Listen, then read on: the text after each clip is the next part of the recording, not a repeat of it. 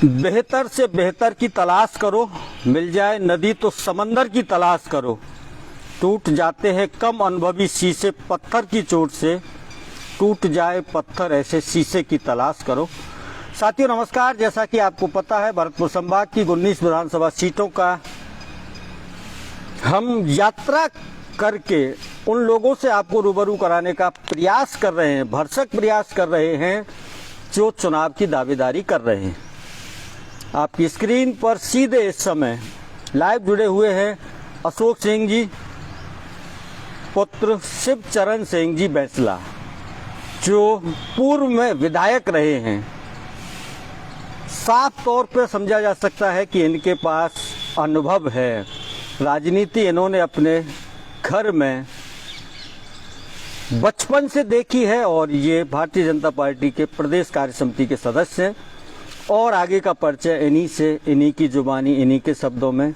वैसे एक बार हमारे दर्शकों को हाथ जोड़ के नमस्कार। आप अपना छोटा सा परिचय इस वीडियो के माध्यम से अगर कोई जानना चाहे तो कैसे देंगे? मेरा नाम अशोक सिंह धावई है, मैं करौली का निवासी हूँ। मेरे पिताजी पूर्व सांसद श्री शिवचरण सिंह जी, उनका मैं पुत्र हूँ और भारतीय जनता पार्टी में इस समय काम कर रहा हूँ। अभी मैं प्रदेश कार्य समिति का सदस्य हूँ, किसान मोर्चे में प्रदेश का मंत्री हूँ, किसान मोर्चे में काम कर रहा हूँ। पार्टी जो भी निर्देश देती है उसके हिसाब से पार्टी का एक समर्पित कार्यकर्ता बनके मैं इस समय जिले में भारतीय जनता पार्टी का काम कर रहा हूँ। आगे बढ़ा रहे हैं काम को, जो भी पार्टी आदेश देती है। अब एक छोटा सा सवाल आता है, आपने व्यक्तिगत तौर पर राजनीति में प्रवेश कब से किया है? मैं मोटा मोटा देखा जाए तो सन 85 से ही भारतीय जनता पार्टी का सदस्य रहा हूँ। बहुत कम उम्र में 1993 में पार्टी ने मुझे टिकट दिया था। 1993 में करौली से विधानसभा का चुनाव में भारतीय जनता पार्टी के संबल पर लड़ चुका हूँ और उसके बाद से ही लगातार सार्वजनिक जीवन में सक्रिय रहा हूँ। चाहे जनहित के कोई मुद्दे हों, चाहे सार्वजनिक काम हो, अपने आप को बचाते हुए, अपने दामन को इस समय जो छींटे पड़ते हैं उनसे बचाते हुए सार्वजनिक जीवन में मैं पिछले 28-30 साल से सक्रिय हूँ। दौलतराम सैनी हैं और सिया धाकड़ हैं, हिंडौन से आपको नमस्कार कर रहे हैं, उनकी नमस्कार ले। नमस्कार। ये आपको कहने के लिए, बड़े सदे हुए शब्दों में कहने के लिए क्यों मजबूर होना पड़ा कि अपने दामन पर छींटों को बचाते हुए? राजनीति क्या? देखिए साहब, सार्वजनिक जीवन में जब हम जाते हैं ना तो उसकी जो पहली नीड है ना वो ये है कि आप साफ सुथरे हो या नहीं। क्योंकि जैसा सार्वजनिक जीवन में आजकल देखने को मिलता है, बातें सभी करते हैं और आजकल क्या है, हर आदमी लुभावनी बात करता है। मेरे पिताजी भी खरी बात करते थे, मैं भी खरी बात करता हूँ और समाज के लिए, जनता जनार्दन के लिए, लोकहित के मुद्दों के लिए 24 घंटे समर्पित रहते हैं और काम करते हैं और बड़े खुशी से काम करते हैं। एक बार पार्टी ने आपको मौका दिया, उसके बाद फिर कभी सिंबल की आपने मांग की? देखो साहब, राजनीति में क्या है, हम जो राजनीतिक क्षेत्र के लोग हैं ना, चुनाव लड़ना, जीतना, हारना वो दूसरी चीज़ है और सक्रिय रूप से जनता की सेवा करना वो अलग चीज़ है। तो हम तो राजनीति में बस काम करने में विश्वास करते हैं। सिंबल मिले नहीं मिले, चुनाव लड़े नहीं लड़े, चुनाव जीते चुनाव हारे, वो दूसरी चीज़ है।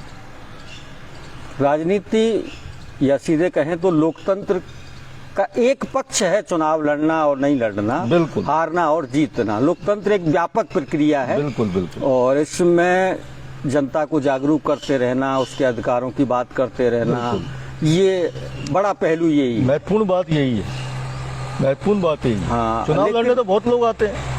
हाँ, आते हैं। हाँ। ये बात आपने आते हैं शब्द क्यों इस्तेमाल किया? क्योंकि मुझे ऐसा एक सेकंड है, मुझे ऐसा जानकारी भी मिली है कि करौली को लोगों ने चारागाह मान लिया। हाँ, एग्जैक्टली, आप ठीक जगह पर पहुंचे हो।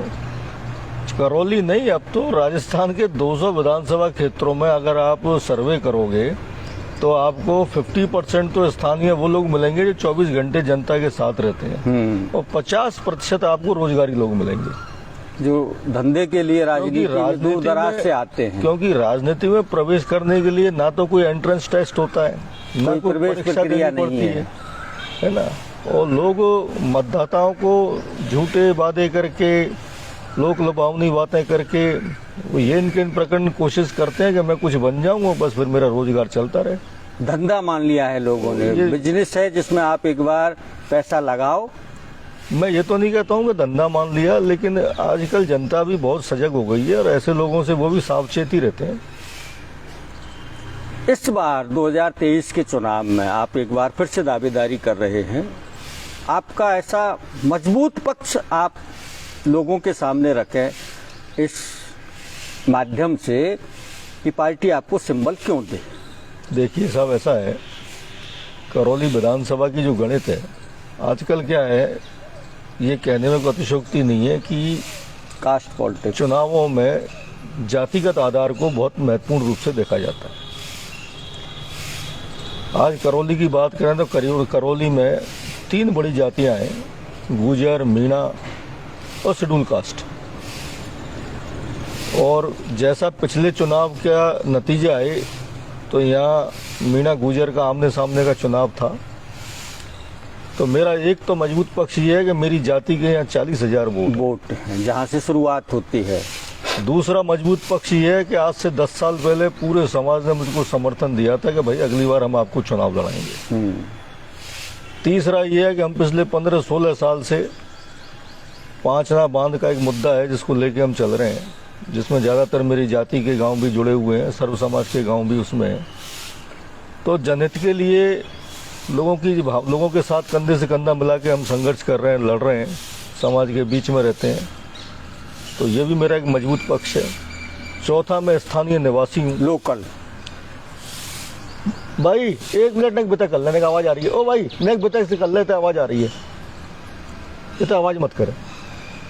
पांचवा, मेरा सबसे महत्वपूर्ण पक्ष ये है कि मुझ पर, मेरे परिवार पर, मेरे पिताजी पर सार्वजनिक जीवन में आज तक कोई भी दाग और धब्बा नहीं लगा। ये बड़ी बात है कि कोयले की खान ही माना जाता है एक तरीके से, हीरा निकलना और अपने आप को बेदाग निकाल लाना राजनीति में बहुत बड़ी बात हो गई है सर।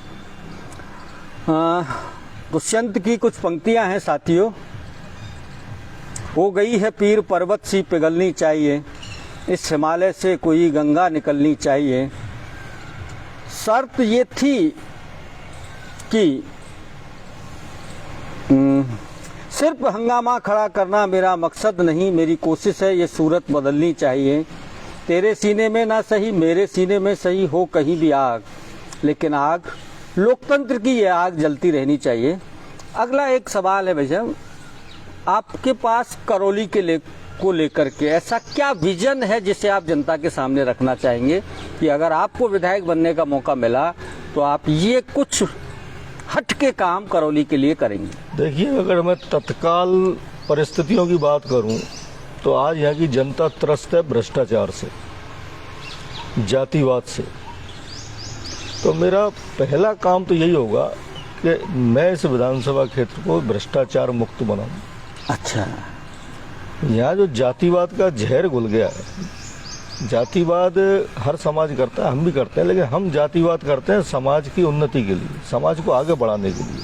उसमें कोई बुराई नहीं। अगर आप जातिवाद करो दूसरे समाज को नुकसान पहुंचाने के लिए, वहाँ गड़बड़, वो बहुत खराब बात है। और आज यही हो रहा है, भाईवाद, भतीजावाद, अपने अपने कुटुंब के, परिवार के, जाति के लोगों को ट्रांसफर पोस्टिंग कराना, दूसरी जाति के लोगों को यहाँ से हटाना, है ना। डेवलपमेंट में आप देखो पक्षपात, आज हमारे यहाँ से विधायक महोदय आप उठाकर देखो, तमाम जो डेवलपमेंट के काम है वो एक ही जाति के गांवों में है, दूसरी सब जातियों को उन्होंने छोड़ दिया। मैं इधर नवलापुरा की तरफ गया था सर, तो वहाँ लोगों का कहना यह था कि चुनाव के बाद से आज तक विधायक की शक्ल नहीं देखी। शक्ल बहुत वहाँ दूर की सड़क बात नहीं है, कुछ नहीं है, गिट्टी उस नहीं इलाके लगी में वहाँ। गिट्टी नहीं है, गिट्टी नहीं लगी सर। तीसरी बात है, इस राजनीति में जो तुष्टीकरण की जो भावना है वो हमारे करौली के सामाजिक स्वार्थ के लिए बहुत खतरनाक वो है। पिछले साल अप्रैल में यहाँ देखने को भी मिला। वो आपने घटना देखी, फिर उसके बाद में 1 साल बाद हमने उसी रथ को जो वहाँ रह गया था रास्ते में उसको पार लगाया, वहाँ से निकाला और जगह पर अंजाम तक पहुँचाया। लोगों की भावना हमारे साथ थी, जनता का सैलाब उमड़ गया है। तो ये सब चीज़ है। फिर इसके अलावा अभी यहाँ डेवलपमेंट की बहुत गुंजाइश है, बहुत आवश्यकता है। डांग का इलाका लगता है। अब आप देखिए मासलपुर से ऊपर जाएंगे तो बिजली नहीं, रास्ते नहीं, अस्पताल नहीं, चिकित्सा नहीं। वहाँ मासलपुर में तो स्थिति है कि गलती से बेचारा कोई दूसरी जाति का मरीज चला जाए तो डॉक्टर हाथापाई कर लेते हैं, पिटाई कर लेते हैं, पुलिस में रिपोर्ट दर्ज करा देते हैं। ऐसा ये बिगड़ी हुई व्यवस्था है, इसको ठीक करने की, तुरंत दुरुस्त करने की सबसे महती आवश्यकता है। साथियों, दुष्यंत ने अपनी एक गजल में लिखा है, कहाँ तो तय था चिरागा हर घर के लिए, रोशनी मयस्सर नहीं हुई शहर भर के लिए।